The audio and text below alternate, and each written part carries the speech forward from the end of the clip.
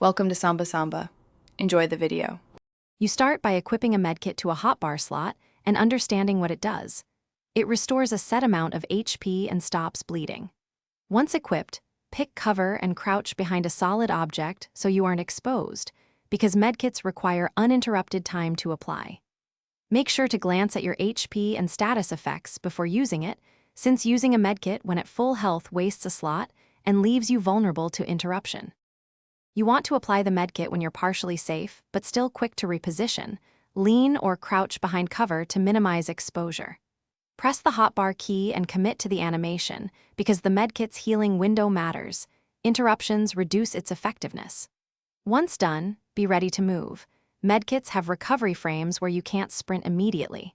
If an enemy pushes, cancel only if necessary and drop into sprint or smoke, since keeping your health topped before an engagement is often decisive.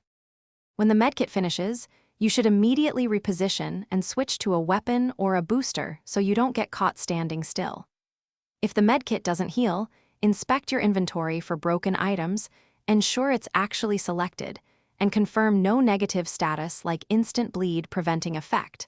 Sometimes a network hiccup or animation cancel causes failure. Make sure to use smoke or teammate cover next time to reduce interruption risk.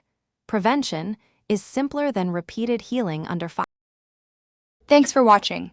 Consider subscribing if we helped you.